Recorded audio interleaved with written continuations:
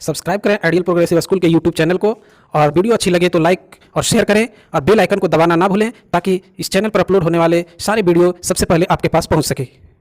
अध्याय 4 देख रहे हैं, चुनावी राजनीति। अब शुरू होता है चुनाव का अभियान। चुनाव का अभियान यानी कि अब आप एक उम्मीदवार हैं और ये उम्मीदवार है और ये लोग हैं। अब आपको इनको लुभाना है या फिर आपको अपनी बातें पहुंचानी है, अपनी विचारधारा पहुंचानी है। तो इसी को हम कहते हैं चुनाव अभियान। चुनाव अभियान आमतौर पर जो है 2 सप्ताह 2 वीक्स कितना हुआ, करीबन 14 दिन, 7 दूनी 14 दिन दिए जाते हैं कि उम्मीदवार जो है अपने चुनाव क्षेत्र में जाके मतदाताओं को अपनी बात कहे, भाषण दे, अपने समर्थकों को सक्रिय करे। और अखबार, टीवी चैनल में बहुत सारी खबरें और बहसें होती हैं, डिस्कशन होता है, डिबेट्स होती है। लेकिन आमतौर पर देखा गया है कि 2 हफ्ते नहीं, जो वाकई में चुनाव लड़ना चाहते हैं और जीतना चाहते हैं वो इससे कई दिन पहले तैयारियां शुरू कर देते हैं। कई लोग तो सालों से, जो पार्टियां हैं बड़ी बड़ी, जैसे मैंने भारतीय जनता पार्टी और इंडियन नेशनल कांग्रेस, इन सब की बात की, ये तो बहुत सालों पहले अपनी कार्यवाही शुरू कर देते हैं। बल्कि एक चुनाव होता है तो अगले चुनाव की तैयारी शुरू हो जाती है। तो 2 वीक का वैसे आधिकारिक समय है, लेकिन ये जिसमें आप जनता को अपनी बात पहुंचाते हैं, होर्डिंग लगाते हैं, ऐसे करके पर्चे बांटते हैं, भाषण देते हैं, लोगों के करीब जाते हैं, उनसे हाथ जोड़ के लोग, आपने देखा होगा कि वोट मांगते हैं, टीवी पे आप दिखाई देते हैं, अखबार में अपना इश्तेहार देते हैं। ये सारे आप काम करते हैं ताकि आप वोट ले सके, लोगों को अपनी बातें सुना सके और अपने आप को प्रेजेंट कर सके। इसके अलावा जो और तरीके होते हैं, इसमें क्या होता है कि आप अगर चुनाव में आए हैं तो कई बार ऐसा होता है कि जो बड़ी बड़ी पार्टियां होती है ये नारे देती है और आप ऐसा नारा दे देती है, जैसे भारतीय जनता पार्टी में जो एग्जांपल देता हूँ, इंडियन नेशनल कांग्रेस, इन्होंने बहुत ऐसे या फिर जैसे सीपीआई हो गया, इन्होंने ऐसे अपने नारे दिए, स्लोगन्स दिए, जिससे इनको पूरे देश ने इनको सुना और उसके बाद इनको जिताया। जैसे इंदिरा गांधी ने 1971 में गरीबी हटाओ ये नारा दिया था और उसके बाद उनकी विजय हुई। 1977 में जो लोकसभा चुनाव हुआ उसमें जनता पार्टी थी, जनता पार्टी, उन्होंने जो नारा दिया था वो था लोकतंत्र बचाओ। इसी तरीके से वामपंथी दल, जिनको मैं सीपीआई कह रहा हूँ, कम्युनिस्ट पार्टी ऑफ इंडिया, उसमें अलग अलग है, सीपीआई एम है, सीपीआई, इस तरीके से अलग अलग है।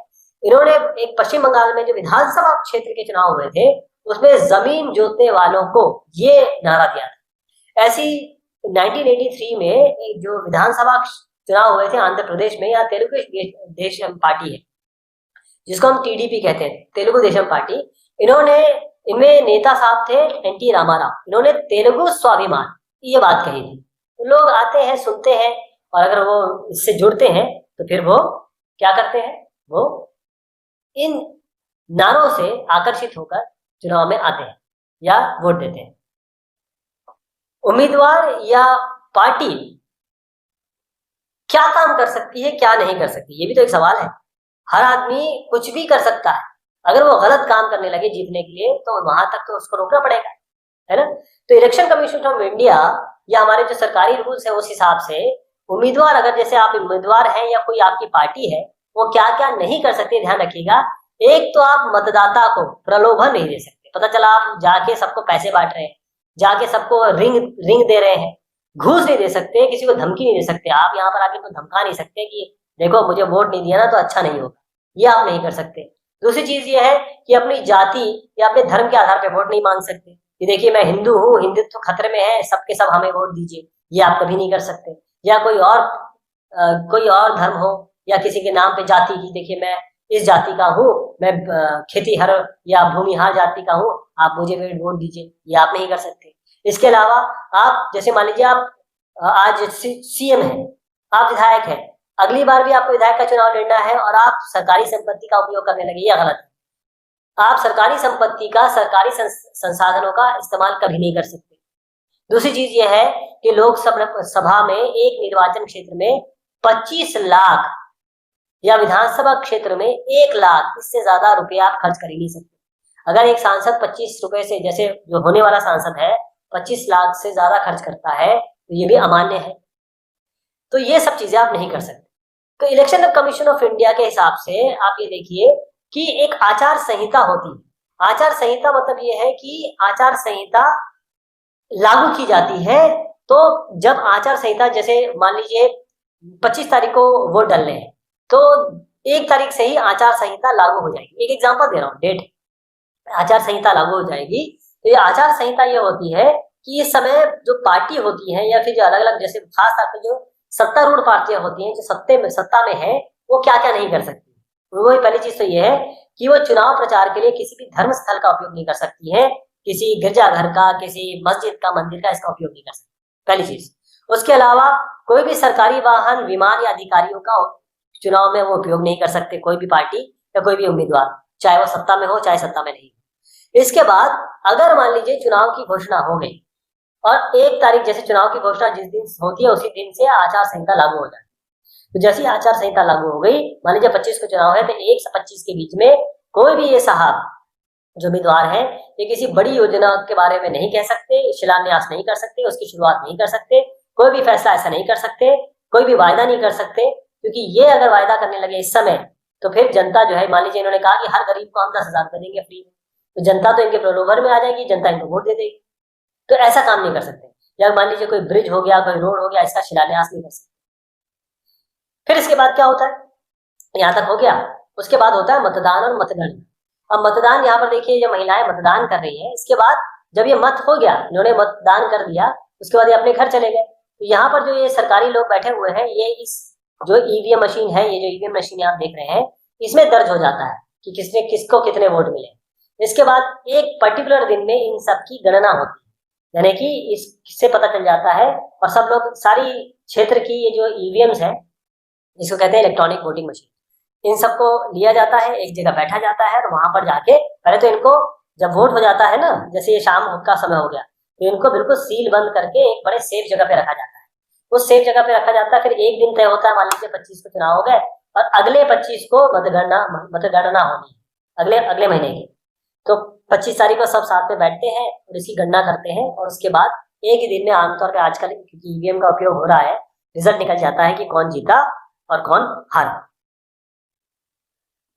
तो यहाँ पर आप देखिएगा कि एक चुनाव परिणाम यहाँ पर दिखाया गया है। यहाँ पर ये गुलबर्गा की बात कर लेते हैं कि इकबाल अहमद सरदगी, ये भारतीय राष्ट्रीय कांग्रेस के थे, इनको इतने वोट मिले और वोटों का प्रतिशत इनका इतना था। ऐसे ही अगर आप देखेंगे कि कई ऐसे लोग हैं जिनकी जमानत जब्त होने के आसार नजर आते हैं।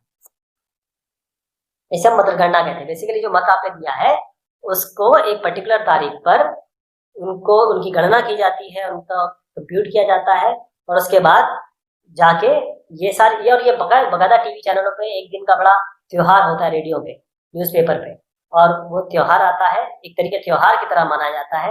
और आप देखेंगे कि न्यूज में आता है कि अरे ये जीत गए, ये हार गए, इसमें ये आगे चल रहे हैं, इस निर्वाचन क्षेत्र में ये पीछे चल रहे हैं, अरे ये आगे बढ़ गए, इनकी जीत हो गई। और आखिर में शाम तक सारे रिजल्ट आ जाते हैं और आपको पता चल जाता है कि आपके राज्य का अगर चुनाव हो रहा हो तो राज्य में किसकी सरकार बनने वाली है, और लोकसभा के चुनाव हो रहे हो तो लोकसभा में किसकी सरकार बनने वाली है, या कौन सी पार्टी बहुमत में आ गई है। तो भारत में चुनाव क्या लोकतांत्रिक है, ये बहुत बड़ा सवाल है। तो हम हमेशा कुछ गड़बड़ियां जो है उनकी सूचना देखते हैं। जैसे मतदाता सूची में फर्जी नाम से किसी ने वोट डाल दिया, या असली नाम मेरा आपका, मान लीजिए हम लोग असली लोग हैं, हमारा नाम ही गायब है। इसी तरीके से जो शासन कर रहा है, जिसकी सरकार थी अभी, वो सरकारी सुविधाओं का दुरुपयोग कर रहा है, अधिकारियों का दुरुपयोग कर रहा है। इसी तरीके से जो अमीर उम्मीदवार है, जिनके पास बहुत बड़ा पैसा है, या बड़ी पार्टियां हैं, वो बहुत ज्यादा धन खर्च कर रही है। जैसे 25 लाख से ज्यादा कोई एक सांसद जो होने वाला है वो खर्च कर रहा है। इसी तरीके से चुनाव में धांधली की हम खबरें सुनती हैं कि मतदाताओं को डराना और फर्जी मतदान करना, ये चीजें हैं, ये हमेशा हम सुनते रहते हैं। लेकिन आमतौर पर केवल सुनने की बात है, कई जगह से खबर आती है, लेकिन अगर आप फौरी तौर पे बहुत बड़े इलाके में देखें, पूरे देश के बारे में देखिए, तो वहां पर आमतौर पे हम देखते हैं कि चुनाव लोकतांत्रिक ही होता है। एक स्वतंत्र चुनाव आयोग, जिसकी मैं शुरुआत से चर्चा कर रहा था, जिसको हम इलेक्शन कमीशन ऑफ इंडिया कहते हैं, तो स्वतंत्र चुनाव आयोग होना बहुत जरूरी है। अगर आप कोई एक ऐसा इंस्टीट्यूशन है जो चुनाव करवा रहा है, मान लीजिए जो पूर्व प्रधानमंत्री है वो इस चुनाव आयोग पे, क्योंकि ये तो प्रधानमंत्री है, प्रेसिडेंट अगर कोई हो तो वो इस पे दबाव डाल सकता है, और दबाव के कारण चीजें गलत हो सकती है, इनको ये जिताया जा सकता है, कोई धांधलियां हो सकती है। जरूरी ये होता है कि जो इलेक्शन कमीशन ऑफ इंडिया है वो बिल्कुल इंडिपेंडेंट रहे, वो बिल्कुल स्वतंत्र रहे, उस पर किसी का जोर ना चले। तो भारत के चुनाव आयोग जितने अधिकार आपको देखेंगे, जितने अधिकार हमको हमारे देश में प्राप्त है ईसीआई को, उतने और कहीं ज्यादा नहीं है।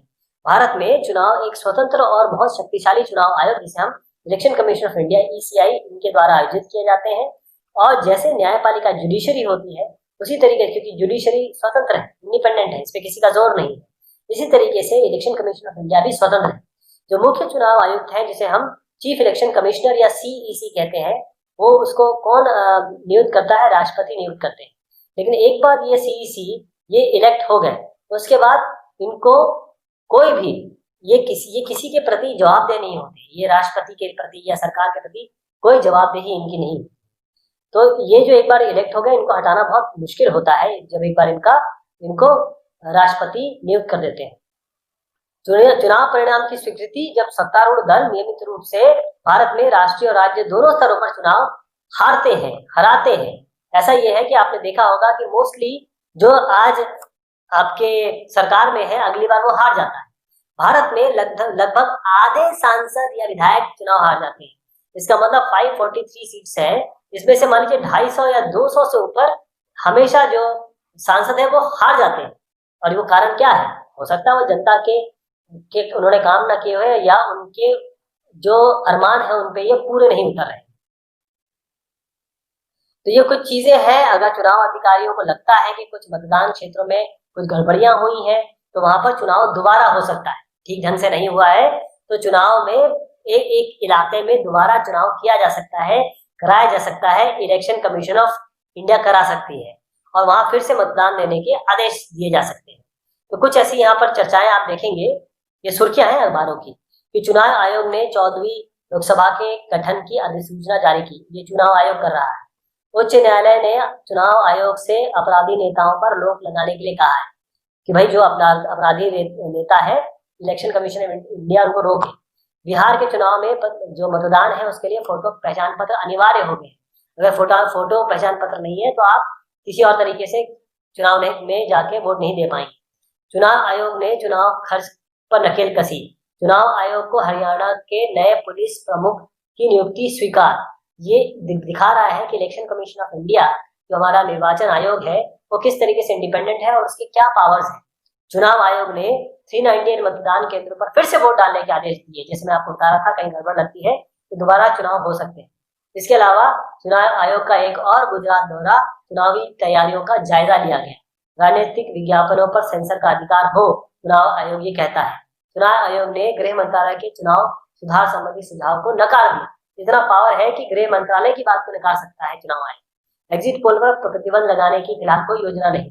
एग्जिट पोल ये होते हैं कि एक बार जब चुनाव शाम को खत्म हो जाते हैं तो जो बाहर निकलते होते हैं उनसे न्यूज वाले पूछते हैं भाई आपने किसको दिया किसको नहीं दिया, उसके हिसाब से एक आंकड़ा निकालते हैं कि देखिए ये सरकार बनने वाली है। मतलब जब मतगणना होने वाली हो उससे पहले की बात होती है। जैसे लोग अपना चुनाव करके या फिर मतदान देके निकल रहे हो तो वहां पर लोग पता करते हैं, सर्वे करते हैं। इसी तरीके से चुनाव के गुप्त खर्च पर चुनाव आयोग की नजर, ये सब चीजें चुनाव आयोग करता है। तो चुनाव में लोगों की भागीदारी आप देखेंगे ये भी चेंज हो रही है। कैसे? एक एग्जांपल आपको देता हूं कि ये ब्रिटेन और भारत के मतदान का प्रतिशत है। आप देखेंगे मतदान का प्रतिशत ये ब्रिटेन के बारे में है, जो आप पिंक में देख रहे हैं भारत में मतदान का प्रतिशत जो है वो अमूमन सेम है, थोड़ा सा बराबर क्या है। लेकिन आप देखेंगे कि जो ब्रिटेन का है वो पहले ज्यादा था अब कम हो गया है। यानी कि जहां पर शिक्षा या ये कहें कि लोग अपने कामों में व्यस्त बिजी हो जाते हैं वहां पर थोड़ी सी जनसंख्या कम वोट देने निकलती है। एक और चीज आपको यहाँ पर दिखाऊंगा कि भारत और अमेरिका में जो अलग अलग सामाजिक समूह है उसमें मतदान प्रतिशत की तुलना क्या है। जैसे हमारे भारत में देखिएगा ऊंची जाति कितना देती है, पिछड़ी अनुसूचित जाति अनुसूचित जनजाति कितना देती है। लेकिन यहाँ पर देखिएगा अमेरिका में ज्यादा जो है वो गोरे वोट देते हैं, अश्वेत कम देते हैं और सबसे कम तो हिस्पैनिक देते हैं। ऐसे आप यहाँ पर देखिएगा कि और भी यहाँ पर आंकड़े दिए हुए हैं कि क्या आपको लगता है कि आपके वोट से फर्क पड़ता है? तो कई लोग अपने यहाँ देते हैं कि भाई 67% कहते हैं कि फर्क पड़ता है, लेकिन बहुत सारा एक वर्ग है जो कहता है फर्क नहीं पड़ता है। इसी तरीके से अब आप देखें कि भारत में चुनाव से संबंधित किसी भी गतिविधि में भाग लेने वालों का प्रतिशत कितना है, तो ये प्रतिशत हमेशा बढ़ता गया है। 8, 13, 21, 32, 2004 में 32 है। यानी कि जो लोग आते हैं चुनाव में या फिर चुनाव में मतदान करते हैं, उनकी नंबर्स हमेशा बढ़ रहे हैं। तो भारत में चुनावी नतीजे खुद ही काफी कुछ कह देते हैं। यानी कि जो हमारे चुनाव होते हैं राष्ट्रीय प्रांतीय स्तर पर, लोग हमेशा वहां पर देखा गया है कि जो उम्मीदवार है या जो आज जीता हुआ है वो अगली बार हार जाता है। यानी कि पिछले 15 सालों में भारत में जितने चुनाव हुए हैं उनमें से प्रत्येक 3 में से 2, यानी कि 3 में से 2 में शासक पार्टी हार गई। आपने देखा था कि देवीलाल ने इंडियन नेशनल कांग्रेस को हटाया, उसके बाद देवीलाल इतने बढ़िया वोटों से जीते, फिर भी वो हार गए अगली बार, मतलब उनकी जो पार्टी वो जीत नहीं पाई। अमेरिका में जो मौजूदा चुनाव हुआ, प्रतिनिधि शायद ही कभी चुनाव हारता है, अमेरिका की बात मैं कर रहा हूँ। भारत में जो निवर्तमान यानी कि जो सांसद है, विधायक है, उनमें से आधे चुनाव हार जाते हैं। जैसे मैंने 543 का 200 का एग्जाम्पल दिया था। वोट खरीदने में सक्षम पैसे वाले उम्मीदवार हो या आपराधिक पृष्ठभूमि वाले उम्मीदवार, उनका भी चुनाव हारना बहुत आम बात है। ऐसा नहीं कि आपकी जेब में पैसा है तो आप हमेशा जीत जाएंगे। तो इस तरीके से अगर आप अच्छा काम करेंगे तो जीतेंगे, अदरवाइज आप हारेंगे। तो स्वतंत्र चुनाव और निष्पक्ष चुनाव बहुत जरूरी होता है। बहुत सारे पैसे वाले उम्मीदवार और दल अपनी जीत के बारे में सुनिश्चित नहीं हो सकते, लेकिन वे छोटे दल और निर्दलीय उम्मीदवारों पर एक बड़ा और अनुचित लाभ उठाते हैं। कैसे? देश में होता यह है कि देश में कुछ हिस्से हैं, वहां पर लोग आपराधिक कनेक्शन वाले उम्मीदवार दूसरों को चुनावी दौर से बाहर करने के लिए कोशिश करते हैं, और प्रमुख दलों में जो टिकट है उसको सुरक्षित करने में वो लोग सक्षम रहते हैं, क्योंकि आपराधिक कनेक्शन हो गया, पैसे हैं उनके पास। कुछ परिवार राजनीतिक दलों पर हावी होते हैं। इन परिवारों से रिश्तेदारों को टिकट वो वितरित करे जाते हैं कि देखिए मेरा भाई है, मेरी बहन है, इसको आप चुनाव का टिकट दीजिए। बहुत बार चुनाव आम नागरिकों के लिए बहुत कम विकल्प प्रदान करते हैं, क्योंकि दोनों प्रमुख दल, जैसे मान लीजिए मैं 2 दल बड़े बड़े हो गए, वो नीतियों व्यवहारों में दोनों एक दूसरे के समान है। मान लीजिए 2 दल है, ये एक दल हो गया, दूसरा दल हो गया, दोनों एक जैसे हैं, तो आप किसको वोट देंगे? तो छोटे दल और जो स्वतंत्र उम्मीदवार हैं उनको बड़ी पार्टियों की तुलना में भारी नुकसान होता है। जो बड़ी पार्टियां हैं वो दल बल बहुत सारी चीजें ऐसे हैं जो उपयोग करके वो जीतना चाहती हैं और जीत जाती हैं। तो ये भारत में स्वतंत्र और निष्पक्ष चुनावों में ये हो रहे हैं नहीं हो रहे हैं, उसमें हमारी बहुत बड़ी बड़ी चुनौतियां हैं जो मैंने आपको यहाँ पर।